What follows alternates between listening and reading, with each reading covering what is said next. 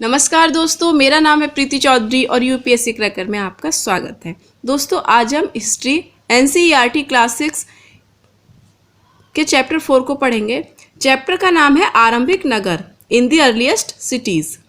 आरंभिक नगर दोस्तों हमने पिछले चैप्टर में पढ़ा था, चैप्टर 3 में, कि लोगों ने फसल उगाना शुरू कर लिया था, पशुपालन करना शुरू कर लिया था, लोग बसने लगे थे, झोपड़ियाँ बनाने लग गए थे। महागढ़ा वगैरह में बहुत जगह हमने देखा था कि कैसे कैसे लोग वहाँ पे रह रहे थे, किस तरह के मकान हमें मिले थे, ज़मीन के अंदर भी वो रहते थे, सीढ़ियों से जाते थे। अब हम बात करें, गांव तो बस गया, अब बात आती है नगर। सबसे पहले शहरों का बसना कैसे शुरू हुआ उसके बारे में पढ़ेंगे। तो इसमें जसपाल और हरप्रीत ये दोनों क्रिकेट खेल रहे थे अपने घर के पास ही गली में। तो वहाँ पे थोड़े ही डिस्टेंस पे एक खंडर है, तो जो लोग हैं उस खंडर की बहुत तारीफ कर रहे थे और बच्चे उसे क्या कहते थे, भूतहा घर कहते थे। जो पुराना घर होता है उसे कहते थे ना, भूतहा घर। तो जो लोग थे वो वास्तव में उसकी बहुत तारीफ कर रहे थे। कोई कह रहा था इसकी वास्तुकला कितनी अच्छी है, कोई कह रहा था कि लकड़ी इतनी सुंदर है, कितनी सुंदर नक्काशी है। तो हमें प्रधानमंत्री को पत्र लिख के ही बोलना चाहिए कि जो इसकी खूबसूरती है वो सुरक्षित रहे, ताकि इसकी मरम्मत करा दीजिए आप। प्रधानमंत्री को ऐसा या मंत्री को ऐसा लिख के भेजेंगे। तो ये सारी बातें सुनकर जसपाल और हरप्रीत सोचने लगे कि पुराने खंडरों में ऐसा क्या है, एक्चुअली लोगों को इतना लगाव क्यों है उससे। तो उनका एक क्वेश्चन ये बनता है, मैंने ऊपर मेंशन कर दिया है, क्या पुराने बिल्डिंग्स को बचाना ज़रूरी है, ये अच्छी बात है क्या पुरानी बिल्डिंग्स को बचाना। तो ये उनका क्वेश्चन है। अब बात आती है हड़प्पा। पुराने सिटीज़ में सबसे पहले हड़प्पा का पता लगा था। और हड़प्पा के बारे में क्या दिया हुआ है कि अक्सर हम पुरानी इमारतें, हम कहानी वगैरह पढ़ते हैं, पुरानी बातों के बारे में बताते हैं, कहानियों में सुनते हैं, पुरानी चीज़ों के बारे में सुनते हैं। तो क्या हुआ था, 150 साल पुरानी एक बात है, पंजाब में रेलवे लाइन बिछ रही थी अंग्रेज़ों के टाइम में। भारत में पंजाब में रेलवे लाइन बिछ रही थी, इंजीनियर्स भी वहाँ पे बहुत सारे थे। तो रेलवे लाइन बिछाने के लिए थोड़ी सी खुदाई करनी शुरू की, तो नीचे क्या हुआ, ईंटें मिलने लगीं। इंजीनियर्सों ने सोचा कि अच्छी क्वालिटी की ईंटें, ऐसा करते हैं इन्हीं ईंटों से पूरी लाइन बना देते हैं। तो अच्छी क्वालिटी की ईंटें उन्हें मिली और उन्होंने वहाँ से हज़ारों ईंटें निकलवा ली। इससे क्या हुआ, बहुत सारी इमारतें पूरी तरह से नष्ट हो गईं। उसके बाद में क्या हुआ, लगभग 80 साल पहले की बात है, पुरातत्वविद उस जगह गए, उन्होंने वहाँ पे खुदाई की, खुदाई करवाई। उन्होंने वहाँ पे देखा कि वहाँ पे तो पूरा का पूरा शहर ही उन्हें बसा मिल गया।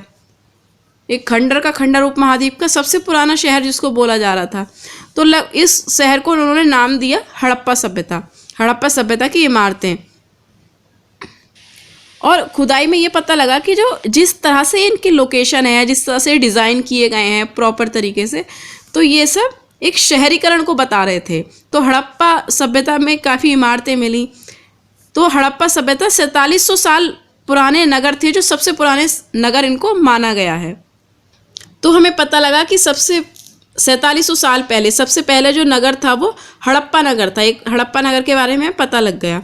हड़प्पा सभ्यता भी इसको बोला जाता है। अब ये जो नगर थे, इन नगरों की क्या विशेषता थी, किस तरह से बने हुए थे, उसके बारे में पढ़ते हैं।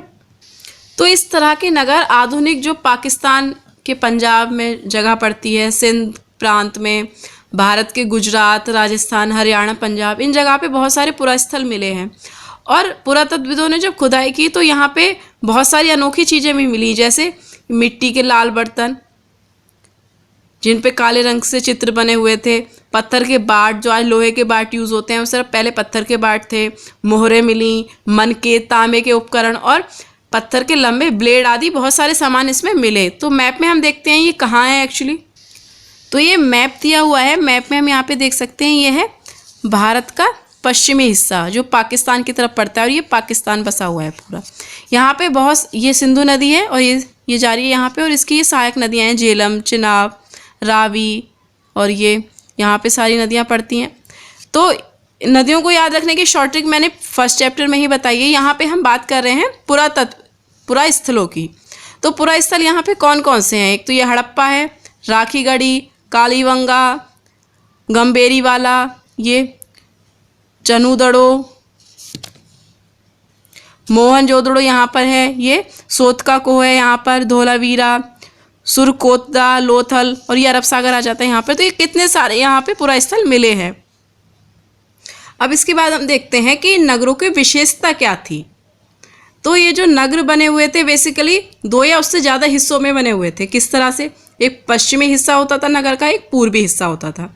तो जो पश्चिमी हिस्सा होता था नगर का वो छोटा होता था लेकिन ऊंचा होता था, और जो पूर्वी हिस्सा होता था नगर का वो बड़ा होता था लेकिन नीचे के इलाके में आता था, निचला होता था, उसकी ऊंचाई कम होती थी पूर्वी हिस्से की। तो पुरातत्वविदों ने जब ये चीज़ देखी तो पुरातत्वविदों ने क्या किया, उनके नाम रख दिए। ऊंचे वाले हिस्से को नगर दुर्ग कहा और निचले हिस्से को निचला नगर कहा गया। और जो ये नगर बसा हुआ था इस तरह से 2 हिस्सों में, तो नगर के दोनों हिस्से ही 4 दीवारियां जो थी उसकी वो पकी ईंटों की बनाई जाती थी। और ईंट इतनी बढ़िया क्वालिटी की ईंट थी वो कि हज़ारों साल बाद आज भी उनकी दीवारें ऐसी की ऐसी खड़ी हुई हैं, कोई टूट फूट हुई नहीं है, खास जो नीचे निकलती हैं। तो दीवार की जो ईंटें इस तरह से चुनी जाती थी ताकि दीवार खूब मजबूत रहे, गिरे नहीं। और इससे ये पता चलता है कि उस समय की टेक्नोलॉजी भी कितनी बढ़िया थी। इतनी बढ़िया टेक्नोलॉजी उस समय पे भी हुआ करती थी ताकि दीवार गिरे नहीं और ईंट एज इट इज़ बनी रहे। बढ़िया मजबूत क्वालिटी की ईंट हुआ करती थी। तो ये मैंने छोटे सा मेंशन भी कर दिया है, इस चीज़ को देख लेते हैं। यहाँ पे लिख दिया है हड़प्पा 4700 साल पहले बात है। ये 4700 साल पुराने नगर मिलते हैं यहाँ पे। सबसे पुराने नगर यही हैं, अर्लीस्ट सिटीज़ इनको बोला जाता है। 2 पार्ट में डिवाइड होते थे जो नगर होते थे। पहला पार्ट जो वेस्ट ऊंचा भाग होता था, पश्चिमी भाग, इसे नगर दुर्ग कहा जाता था। और जो ईस्ट पार्ट होता था, पूर्वी पार्ट होता था नगर का, उसको निचला भाग कहा जाता था, निचला नगर बोला जाता था उसको। अब ये देखते हैं कि कुछ नगरों के नगर दुर्ग में कुछ खास इमारतें बनाई गई। जैसे मिसाल के तौर पर मोहनजोदड़ो में खास तालाब बनाया गया था। तो उसे पुरातत्वविदों ने महान स्नानागार कहा। मतलब बड़े बड़े तालाब होते थे, स्नानागार होते थे जिनमें लोग नहाया करते थे। अब उनको बनाने का क्या प्रोसेस था? ईंट और प्लास्टर के यूज़ से बनाए जाते थे। वो तालाब ईंट और प्लास्टर से बनाए जाते थे और प्लास्टर में पानी का रिसाव ना हो नीचे, इसलिए चारकोल की परत चढ़ा दी जाती थी उसको ऊपर। और ये हम अभी पिक्चर देखेंगे, इसकी पिक्चर भी आगे दी हुई है, एक चित्र दिया हुआ है आगे। तो इसमें क्या होता था, तालाब में 2 तरफ से सीढ़ियाँ बनी होती थी इसके अंदर जाने के लिए, और चारों ओर कमरे बनाए गए थे। चेंजिंग रूम भी हो सकते हैं वो। तो कमरे बनाए गए थे और इसमें पानी भरा जाता था। तालाब में कुएं से पानी भरा जाता था और जब इस पानी को यूज़ कर लिया जाता था, मतलब लोग नहा लेते थे ना, काम ख़त्म करने के बाद में उस पानी को खाली कर दिया जाता था। मतलब तालाब को खाली कर दिया जाता था, पानी उससे निकाल दिया जाता था।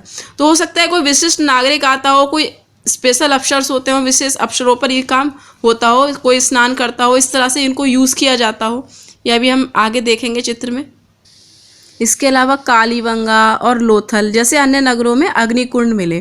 तो यहाँ संभवतः यज्ञ किए जाते होंगे, इसलिए यहाँ पे अग्निकुंड मिले हैं।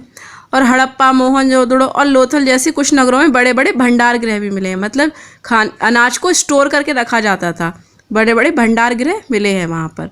तो देखते हैं किस तरह के नगर थे, पिक्चर में देखते हैं हम ये चीज़।